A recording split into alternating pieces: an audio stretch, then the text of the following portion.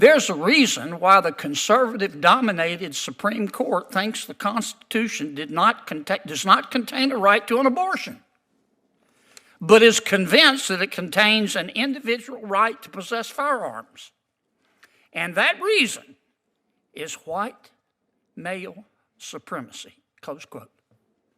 Senator Kennedy reminded everyone in that room which side of the fight he's on, and he reminded us that we need more leaders willing to stand firm and take the punches for the people who sent them there. So when you watch Kennedy shred that professor, don't just laugh at the smugness getting knocked down a peg. See it as a reminder of what's at stake. The left is trying to turn America into something unrecognizable, and it's going to take fighters like Kennedy and voters like us to stop it. If you want more honest breakdowns like this, hit like, subscribe, and share this video. The Outside Punch is here to call it like it is, and we're not backing down. Professor Franks, let me ask you, I listened to your and Ms. Hemingway's testimony and Professor Turley's, so I got part of it.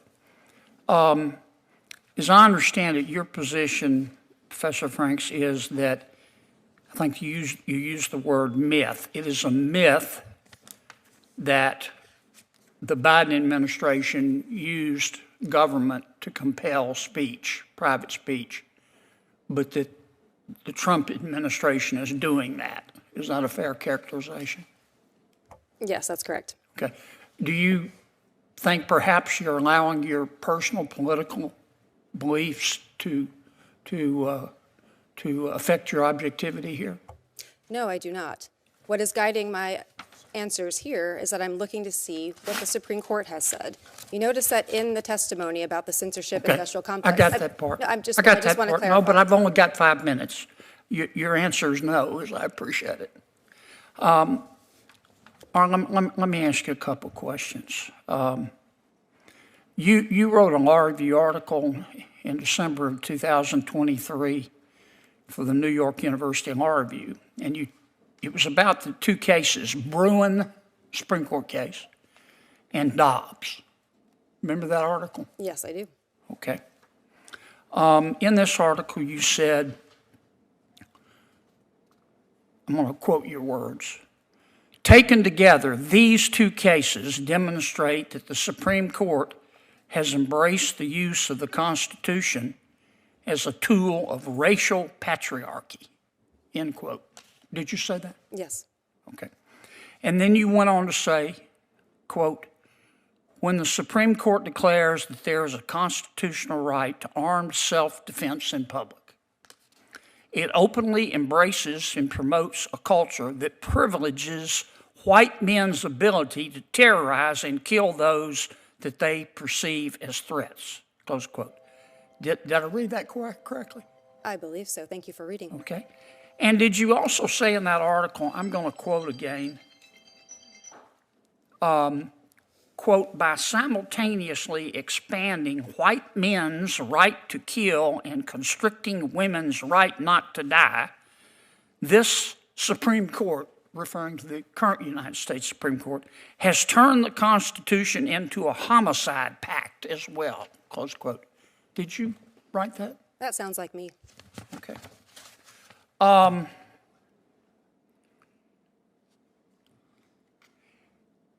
In November of 2024, you tweet, don't you? I'm not sure what the current terminology is for it, but yes, I am sometimes on the social platform that was formerly known as Twitter. Yeah, you're on a lot, aren't you? I'm not sure what the relevance of that is. You're trying to be provocative on there, don't you? Again, I'm not sure what the relevance Well, of this question is. let me show you the relevance. On November 7th, 2024, from your tweet, here's one of your tweets at 2:41 p.m., quote, "The majority of Americans hate women. The majority of Americans hate women more than they love anything, including democracy," close quote. Did I read that correctly? I am not sure what this has to do with the subject matter of this Did hearing. you say it?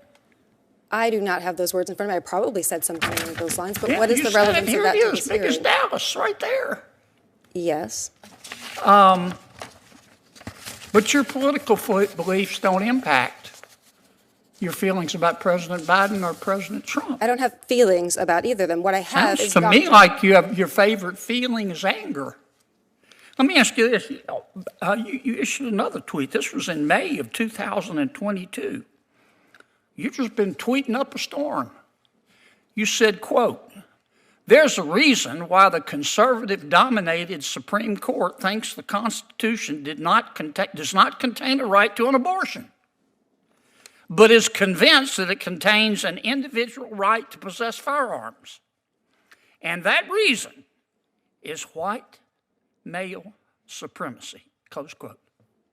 Did I read that correctly? Is there a question in this? Did I read that correctly? That's Is there my a question that is relevant to this hearing? Did I read that correctly? Do you really think that the United States Supreme Court, you're an officer of the court, is guided by white male supremacy? I believe that the First Amendment prohibits the president Did you and other say state that? officials for punishing people for Did their you honestly say that, Professor? I And you believe expect us, that the First as a Amendment, Democratic witness, to take you seriously? Are you kidding me? I believe that you should take the You've First heard of Amendment curb your seriously, sir. enthusiasm? Here's my saying, curb my nausea. Now let's talk about this Senate hearing, where Senator John Kennedy went toe-to-toe with a smug college professor. If you haven't seen it, Kennedy completely dismantled the professor's arguments, cutting through the arrogance with straight facts and common sense. This is exactly why people respect Kennedy. He has this rare ability to mix sharp questioning with plain-spoken wisdom, and it exposes just how flimsy a lot of these left-wing academic arguments really are. The professor walked into that hearing thinking he could posture and act like the smartest person in the room. But Kennedy reminded him, and the American people watching, that intelligence doesn't mean anything if it's not rooted in truth and reality. He asked the questions everyday Americans would ask, and the professor simply couldn't hold up under that pressure. This is why so many of us are tired of elites in ivory towers who think they know better than the rest of us. What really stood out is that Kennedy didn't just humiliate this professor for the sake of political theater. He exposed the bigger issue. Universities are cranking out people who look down on traditional values, who mock the Constitution, and who think government should control every aspect of life. Kennedy called it out for what it was, nonsense, and he did it with the sharp edge of someone who actually represents his voters instead of pandering to woke ideology. Here's the truth. The left hides behind intellectual arrogance. They love to use jargon and complicated theories to make average Americans feel small, but Kennedy's style is to cut all that down to size. He asks the simple, honest questions that expose how hollow the other side's arguments are. That's why liberals hate him, and that's why conservatives love him. He speaks like us, he thinks like us, and he doesn't bend to elite pressure. This hearing showed, once again, that the fight isn't just about laws or policies. It's about whether America will stay a country of common-sense values or whether it'll collapse under the weight of woke professors and bureaucrats who think patriotism and faith are outdated.